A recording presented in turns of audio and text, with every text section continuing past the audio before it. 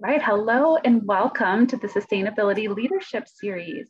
Today, I'm pleased to introduce you to Mary Salatello, the founder of Vista Global Coaching and Consulting. This business, Vista Global Coaching and Consulting, is Wisconsin's longest certified B Corp. Mary loves to partner with organizations and individuals to make meaningful change. She has worked with more than 200 organizations and individuals in 30 countries across 6 continents, fostering organizational transformation. Today, we get to talk a little bit about the B Corp movement, Mary's thoughts on leadership development, and what you can do to break through your barriers and influence the change you want. So I'm very excited and eager to chat with you today. Mary, welcome to the series. Thank you so much, Jessy. It's such an honor to have a deeper conversation with you. I know we've known each other for quite a few years, but those conversations have been, more transactional. So it's wonderful to be able to have some time to really explore all these important topics together. Yeah, I know. I didn't know all this about your background. I mean, I knew you spoke different languages and traveled a lot. So it's exciting to get to pick your brain a little bit today. So why don't we share a little bit about your background and share with listeners a bit about your career path and work. Okay, well, I'll try to make it short but it's a very interesting path. I actually, sort of started my career in family business as a 10-year-old. My dad had a restaurant, and at that early age, he really set me up to really start to build some of the skills that I have found later in my career have been really helpful. So observation, he would ask me to just sit and pay attention to what was going on. And then we would have a meeting after, a few hours. I think this was actually a way to have me stay out of his hair, but, it worked in other ways as well. What was I observing? What was I learning? And then, by the time I was 15, I was actually a manager of the restaurant. And so I was really having to build my people skills. And, I would spend time in the kitchen, and we had many immigrants from different parts of the world. So that's really where I started to really build my curiosity around different cultures, people from the Middle East and Latin America.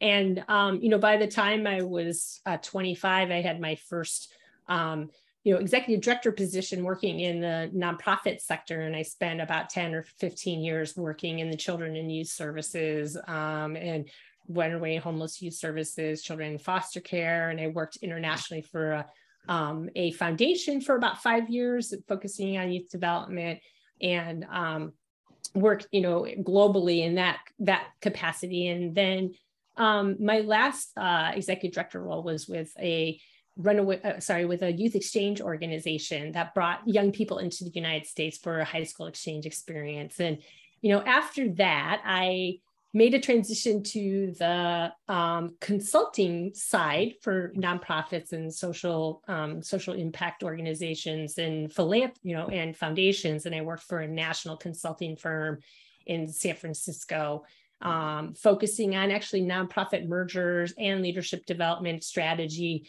And then that sort of led me into being maybe an accidental entrepreneur and starting my own consulting and coaching business in 2010. I started this global coaching and consulting, really doing similar work, working with nonprofits, social impact businesses, and doing coaching with leaders.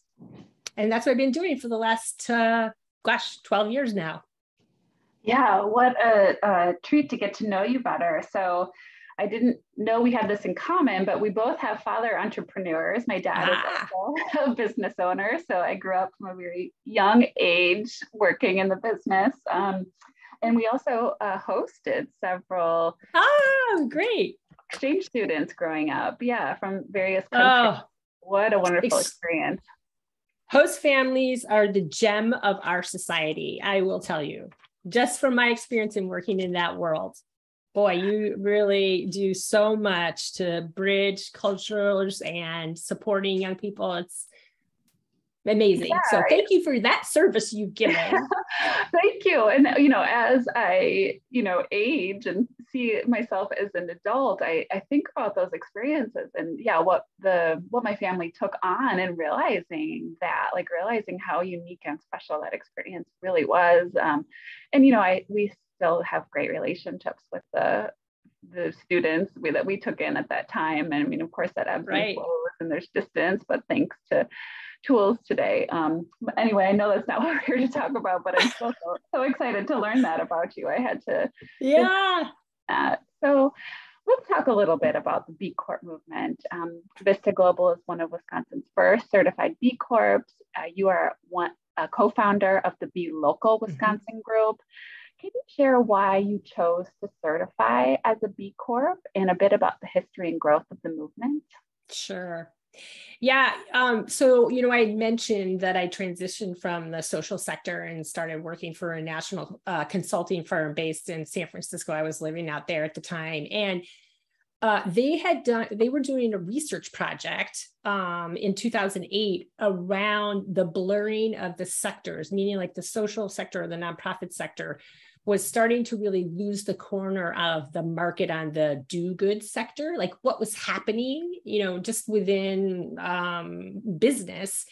And one of the areas that they really uncovered in that research was the growing B Corp movement, which was just starting at the time.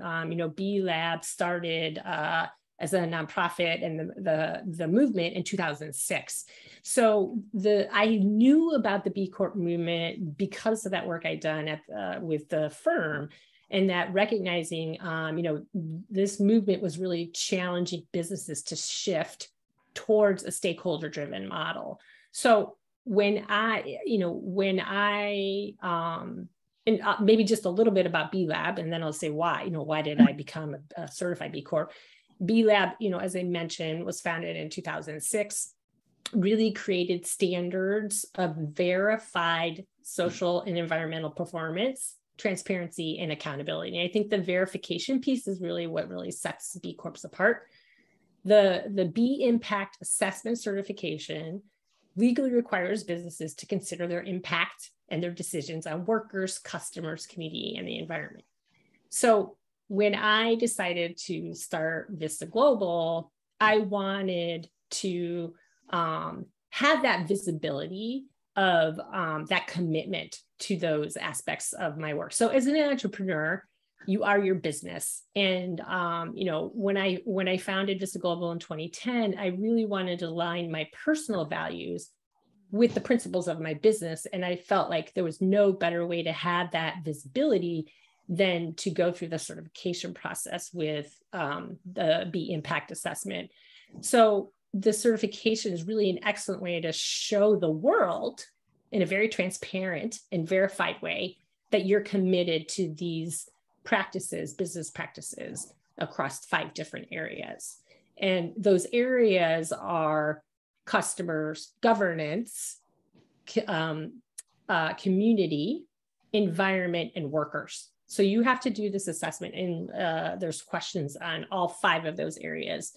There's a scoring that you have to score a minimum of 80 points, total points 200. And then it's visible to the world. It's on the B Corp B Lab website, every single certified B Corp assessment there as far as their point score.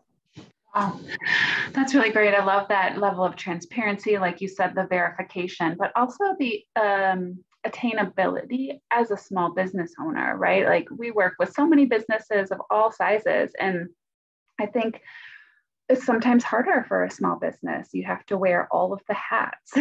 So to have the time and attention to really devote to this piece of it, I think, like you said, really helps you stand out. And then I know, kind of the reason you created B Local Wisconsin with the first sort of B Corps in Wisconsin was to kind of help build that movement. Can you share a little bit more about that history? Yeah, sure.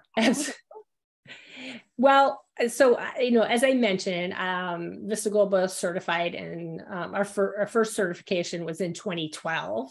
And at that point, between 2012 and 2013, there were 3 B Corps in the state.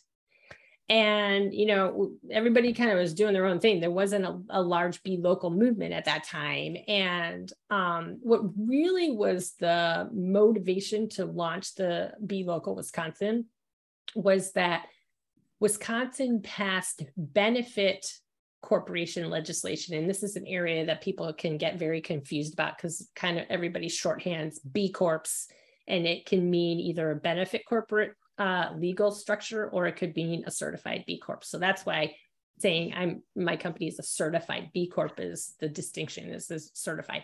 But many states, in fact, there's, I think, more than 35 now, as Wisconsin in 2017 was number 34. And I know there's maybe one or two since then, has now a legal structure. So, there can be S Corps, C Corps, and now benefit corporation, which is a designation under that, which is another pathway to say, hey, we care about stakeholder driven and stakeholder focused structure. So that law passed in late 2017. And so with that, we sort of used that as the springboard to launch the Be Local Wisconsin movement. And at that point, there were 7 certified B Corps.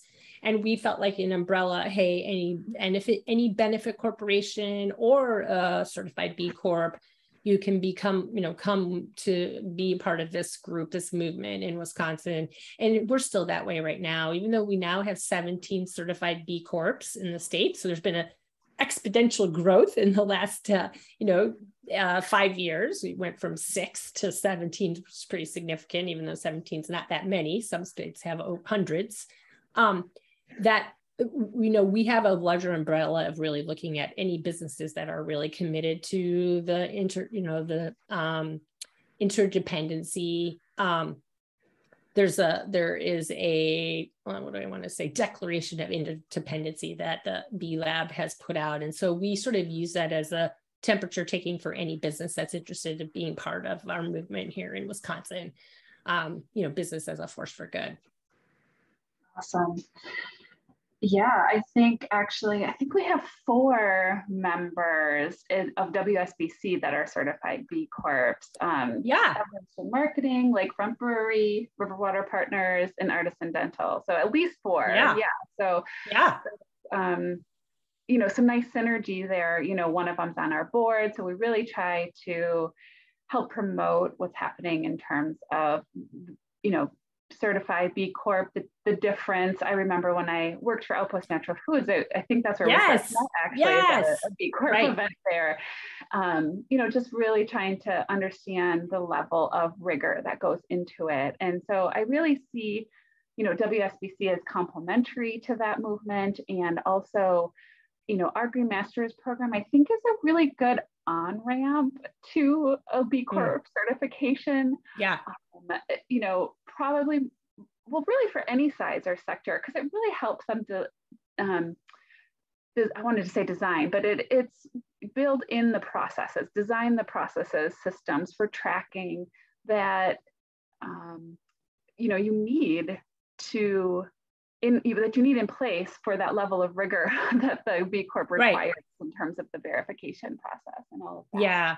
And, Jessy, I have to say that, WSBC was instrumental in launching Be Local Wisconsin. When we first started, the board and, Tom Eggert as the outgoing executive director right before he was leaving, offered to host a page on your website to help, give visibility to Be Local. And so that partnership was really there from the very beginning of Be Local Wisconsin. And so, we were so grateful to be able to have that partnership. And I think you're absolutely right that the Green Masters program is an opportunity, for businesses to really start thinking about how do we, run our businesses in a more sustainable way, and thinking about some of those key, practices, policies to be instituting. And that's a great on-ramp to the sort of next level, where the B impact assessment actually looks at more, as I said, those 5 categories. So it's a broader view of all the business practices, and it's free. You can do the assessment and sort of use it as a guide for, maybe we want to work on our worker impact in, where we could be improving practices, policies, in how we are treating our workers in a more sustainable way. And this could be kind of a roadmap in that regard. That's great. That's great to know. So share a little bit more about what you think sets the leaders of B Corp apart from other companies or businesses. Well, I think just building on what we were just talking about with respect to the 5 areas of the B impact assessment. As a leader of a certified B Corp and having gone through the rigor of the B impact assessment and looking at our governance structure, looking at, what are the practices or policies that we have in place and how are we treating our workers in sustainable ways? Who are our customers? Are we serving customers that are in underserved areas or underrepresented populations? How do we give back to the community? Are we doing volunteer work? Are we donating, a certain percentage of our profits to community? And what are we doing with respect to the environment, and how are we being sustainable, and how we look at the resources that we're using? So you approach decisions with those filters. And that way there's a more intentionality around how am I leading the organization or the business with that sort of comprehensive lens. And I really think that B Corp leaders are operating with a quadruple bottom line lens with people, planet, purpose, and profit. So sort of bumps up that complexity of how you think about how do we interact in the society with our business. Yeah, absolutely. Well, there's 9 categories in the Green Masters program. It's only because we break out all the different environmental categories into separate categories. But 2 also have long taken the sort of environmental, social, and governance lens. And quite honestly, I look at the B Corp assessment, every year when I'm updating that to make sure that our program aligns with that, as well as others like Global Reporting Initiative and several others that are sort of setting the bar and the standard for sustainability across.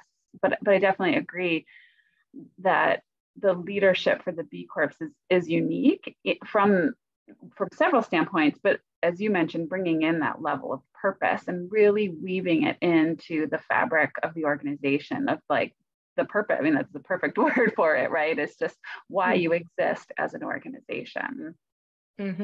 Yeah. Now, that doesn't mean, people may think, oh, well, there's only B Corps that are about changing the world in some way. I mean, but they all are. For example, there are law firms that are certified B Corps. Okay, so they're delivering, legal services.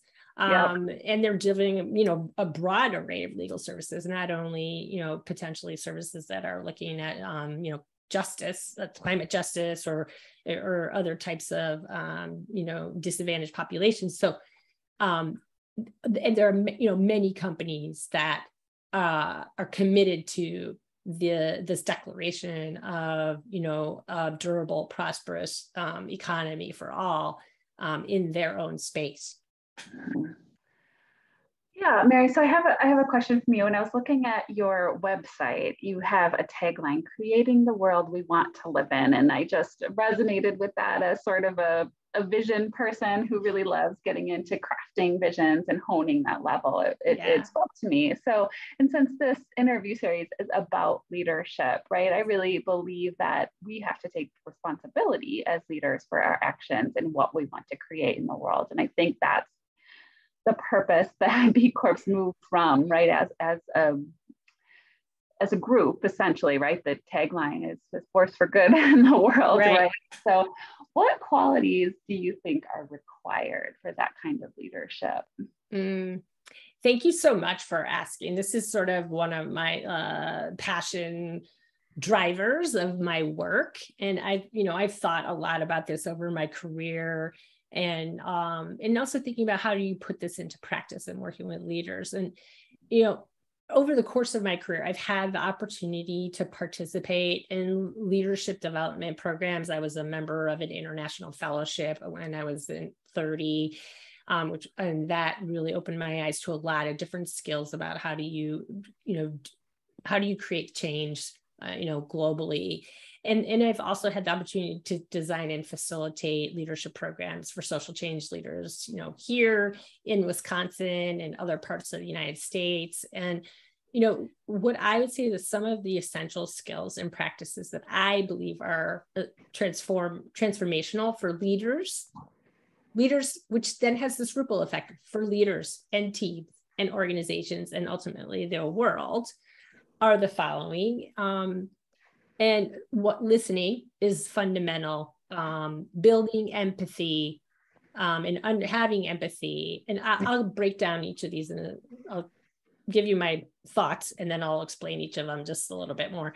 Conversational intelligence, which is probably something that people won't understand, and we'll talk a little bit more about that. Cultural competence and understanding your own implicit bias. I feel like these kind of are like maybe my big five, if you will.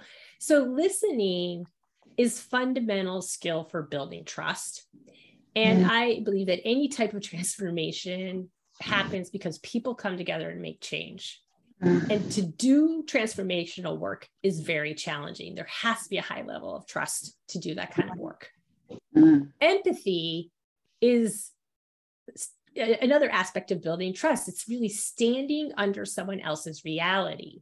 And it allows us to bridge any kinds of differences that there may be between us. Again, also building the level of trust. Now, conversational intelligence is probably a concept that most of your listeners have never heard of. And so I'll just explain a little bit of it. This is a framework that was developed by a cultural anthropologist, Judith Glaser, who unfortunately passed away a few years ago. But she conducted 30 years of research on the neuroscience of conversations and what happens in the brain when we're in conversations that are positive or negative, and how that affects the outcomes of whatever we're doing. And so in her words, this is, her tagline, which I share often, and I do a variety of different workshops and coaching in this area because I feel really committed to it. But in her words, she says, words create worlds. So having the ability to shift conversations that trigger defensiveness and fear to conversations that build healthy organizational environments, move organizations to greatness. Everything depends on the quality of conversations. And the high quality conversations have high levels of trust. So as I said, I had the opportunity to train with Judith, and I'm one of about 900 certified conversational intelligence coaches in the world. And these skills, I feel, are so important for leaders doing transformational work and doing work in sustainability or any kind of social change work is fraught with conflict or tension. And so those skills, I feel are incredibly important. And the other two skills that I mentioned, cultural competence and understanding your own implicit bias, I feel are really initial steps and very important for us to be unlearning the structural and systemic racism that has formulated the architecture of capitalism, which in its current form does not create durable prosperity for all in our societies. And this sort of brings us back to one of the pillars of the B Corp movement, which is stakeholder capitalism. Can you define stakeholder capitalism for those who may be new to that term? Sure. So, when you think about corporations and in a certified, an S Corp or a C Corp, and you're incorporated, you have shareholders, right? Mm-hmm. And so your business practices and decisions are driven by what's best for your shareholders. Stakeholder capitalism broadens that. In fact, in the benefit corporation legislation in Wisconsin, it says that your decisions and management has to also take into account, one of a variety of community-focused stakeholders. So, whether that's the environment or that's disadvantaged populations or that is workers, et cetera. So stakeholder capitalism, and there's language that is required for all certified B Corps to include in their articles, whether you're a corporation or an LLC, and this is where it's broader for the B Corp certification, any type of business can become a certified B Corp, you have to embed in your articles of incorporation that you're committed to broader than shareholder outcomes and shareholder performance. Yeah. Yeah, I like that definition. Thank you so much. Because we talk all the time about this in the sustainability world, right? About just stakeholders. We talk about it from an engagement standpoint. We talk about it from like understanding what's material to the organization. And so, right, there's so many stakeholders inside of our companies specifically, right? So customers, like you said, workers, the community, it might be shareholders, it might be a family, it might be an ESOP, so it might be all of the workers, right? But just taking the time to understand who your stakeholders are and what their perspectives are. I think that somewhat speaks to a level of maturity inside of a company, or just, a system thinking type of approach. Absolutely. So yeah, thank you for clarifying that. Sure. Part of the B Corp movement and certified B Corps. Yeah. And there's so much I could say about all the other things as well. I just, listening and, like you talked about the trust piece of it, just how important that is to move forward. I think sometimes as sustainability professionals listening, they might underestimate that need sometimes inside of a business environment, because it's sometimes harder to earn trust in that environment, across different levels in the organization. And so just kind of want to emphasize to them to remember that that's a very key strategy in building your rapport and your influence for, the change that you want or you're recommending for the company, right? Yeah, absolutely. Yeah. And so, right, as a coach and, all of this great work you're so committed to, what leadership challenges are you helping folks overcome? And what are the most effective strategies and approaches for sort of driving the sustainable change? Thanks for that question. It's been really fascinating in the last several years, like during the pandemic, I think really has resulted in a lot of shifting for leaders and thinking about how do I lead or what's important to me. Yeah. And so, leaders really recognizing when they were working from home that they couldn't compartmentalize their lives like they used to, they couldn't have work as work and home as home and sort of separate things and, kind of create structures around their different aspects of their life. And so that blurring in some ways actually became a bit of an awakening for people in recognizing, hey, I didn't actually am a whole person. It really requires flexibility to do my best. And in also kind of recalibrating what is the right amount of work, because this sort of, also kind of tied back to the work that I,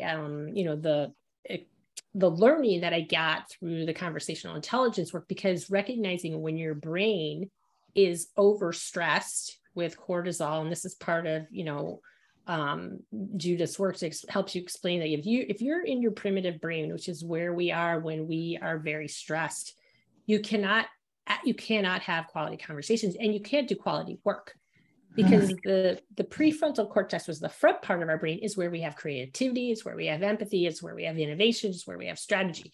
So the pandemic has just provided an overlay of stress for everyone, right? So everybody's kind of bumped up on their stress level. And the awakening is like, I have to actually recalibrate my expectations for myself as a leader and what is realistic. And I also have to figure out new ways of bringing energy to myself first. So I think people recognize like sustainability as a whole different definition, in the sense that it starts with you as a leader. How do I sustain myself and my own energy? Because, and I actually started thinking about this concept of energy and managing your energy and not your time. Like we're always like, oh, we just need more time in the day. We need to be more productive. It's time management. But, more than 10 years ago, I came across some research by a professor, Tony Schwartz, who was at Harvard Business School, and he wrote an article called The Productivity Paradox. And he was working with companies on productivity, the question of how do we engage our workers so they can be more productive? Well, it actually was about energy. It wasn't about time. And, when you have energy and you feel energized, you're more productive. So what creates energy, what brings us energy is going to help bring us more sustainability. What gives us energy, what drains us for energy. And so recognizing I need this to bring more energy to myself, then I can be more sustainable. I can do more, do this work that's important in the long run. And so if you don't think about the energy level, what fills up our tank, what drains us first, we're not going to be sustainable. And therefore we can't sustain the work that we do. So it really starts with what is it that brings us energy? Small doses, maybe bigger doses, and really on an ongoing basis. We actually, for me, I know like every day I've got to be outside. I've got to walk my dog. That's like little doses of energy. It's sort of micro, medium or macro to build that sustainability within ourselves. So I've worked a lot with leaders over the last few years on that. How do we sustain ourselves first? How do you sustain yourself first? Yeah, I think we can all relate so much to that. And it's so important and yet so historically overlooked. I think to your point, that's absolutely changing as a result of the pandemic, which has been one of our silver linings, right? But yeah, absolutely. I can relate to that as somebody who has to bring in energy, to an organization, to all of that. If you don't have it, where do you pull it from? And so what are those, I use this word core routines, like what are the core routines that, we need as leaders to make sure that we're filling our own bucket, to make sure that, yes, we're mentally healthy and well and physically healthy and well. Yeah. In addition, so that we have the strength and the courage to, withstand the work that we are passionate about and feel like, we are in desperate need as a culture and organization. Right. Absolutely. And I think you really, Jessy, you touched on it. And Tony Schwartz touches on kind of the 4 quadrants: mental, emotional, spiritual, and physical. And you just touched on those. Like energy comes from lots of different places. And so you recognizing what is that for me and what are those rituals or routines I just need to build into my life.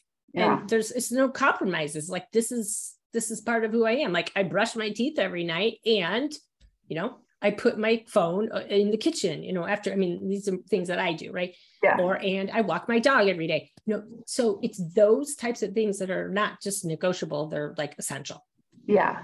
Well, and I think what's so important, Mary, is that, bringing those into the work culture and making those things a social norm instead of something that just the leaders get to do. It's something that all of us need and something that we all get to do. And this is so timely because I've been, it's so interesting now that we work in these remote settings so much more frequently. I've talked to numerous people over the last couple of weeks that were like, oh my gosh, I miss having to walk 10 minutes to the meeting or get in my car and drive because it's actually a mental break. Yeah, right. It's I have days like today and it's just back to back. It's Zoom all day long. It's, you don't necessarily have that downtime. So it becomes even more critical, for me specifically when I'm planning out my calendar and my week to make sure I walk break is part of my absolutely on my calendar. It's on.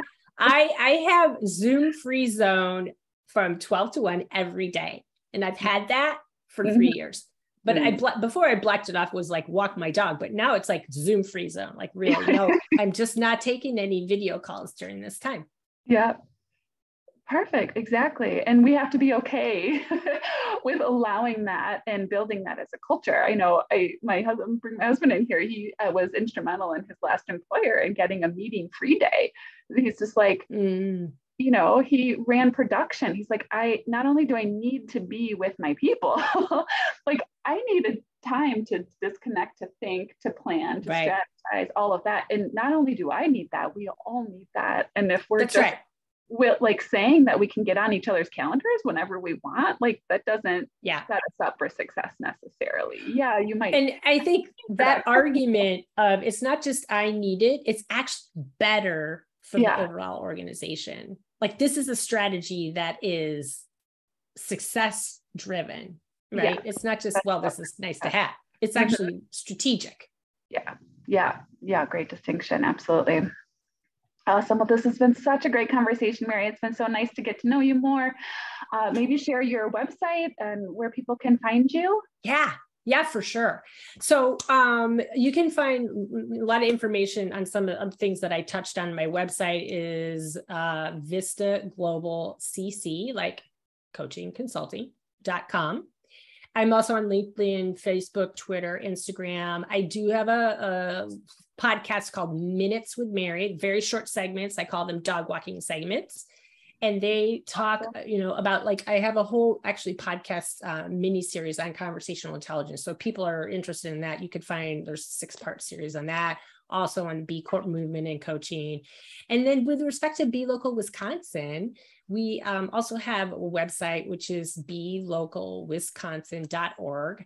Also have Facebook, LinkedIn, and Instagram. And if you're in Wisconsin, I think probably many of your listeners are, there is going to be a free Meet the Bees showcase on September 13th at Lakefront Brewery in Milwaukee. And so it's free. Registration is there on the website, either on Be Local or on the Vista Global website. So you could dive in even a little further on the bee scene if this piqued your interest. Awesome. That's all so wonderful. I know I plan to attend that event. Great. September, so thanks for bringing that up. Absolutely. And I'm pretty sure under resources on our website, wisconsinsustainability.com, we still have the link to the Be Local page. Oh, so good. Reason people forget where it is in the future. It is still on our website. And so I just want to remind folks that we have our member drive going on, and that membership is currently 40% off. So we invite you to join the movement for sustainability and, a more just and sustainable world. Thanks so much again, Mary. Thank you, Jessy. So great to have this time with you.